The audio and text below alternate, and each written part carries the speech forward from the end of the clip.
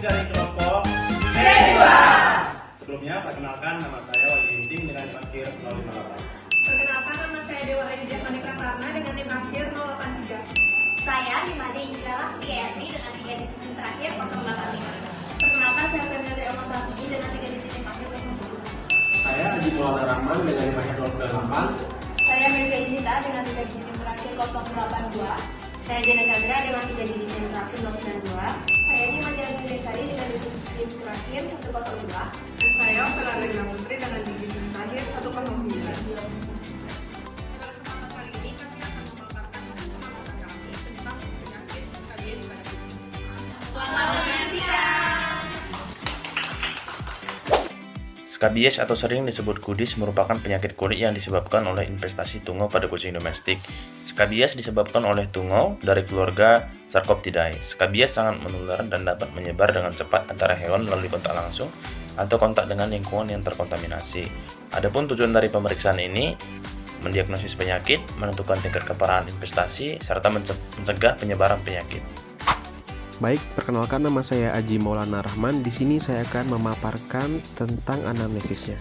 Oke, selanjutnya masuk ke anamnesis dan berita yang kami dapatkan dari pemilik hewan tersebut, yang dimana hewan ini bernama Momo dengan berjenis kelamin betina dengan ras domestik, usia kurang lebih 1 tahun dengan berat 2,6 kg, yang dimana pemilik hewan memiliki keluhan kucingnya itu sering menggaruk dan menjilati tubuhnya atau terjadi pruritus pada beberapa tempat, terutama di sekitar telinga dan wajah dan leher, dan muncul keropeng atau luka dan terjadi adanya alopecia di berbagai tempat. Dan bisa dilihat pada video ini yang dimana kucingnya itu terus menggarukkan badannya di kandangnya, dan untuk keropeng dan lukanya sudah beberapa dibersihkan oleh pemilik hewan. Dan juga bisa dilihat ada alopecia di berbagai tempat. Berdasarkan hasil anamnesis yang telah dipaparkan sebelumnya, didapatkan diagnosis sementara di mana dicurigai bahwa kucing tersebut mengidap penyakit skabies. Untuk mendapatkan diagnosis definitifnya, maka harus dilakukan pemeriksaan lebih lanjut di laboratorium. Pemeriksaan laboratorium ini dilakukan dengan mengambil sampel kerokan kulit dan kemudian dilihat di bawah mikroskop. Baik, selanjutnya yaitu alat dan juga bahan. Yang pertama itu ada mikroskop. Yang kedua ada telepapetri.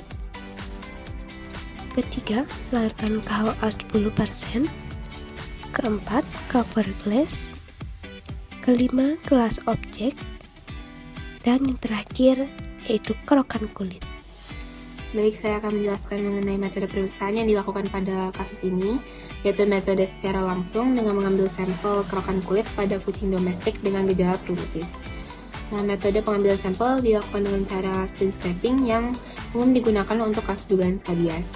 Nah, skin scraping ini sendiri merupakan tes diagnostik yang dilakukan untuk mendeteksi tungau ataupun kondisi kulit lainnya dengan cara mengikis pada permukaan kulit untuk mendapatkan sampel. Kemudian sampel akan diamati di bawah mikroskop untuk diidentifikasi. Untuk selanjutnya akan dilanjutkan oleh teman saya. Terima kasih. Langkah pemeriksaan diawali dengan melakukan skin scraping pada daerah perbatasan lesi dengan kulit yang masih normal.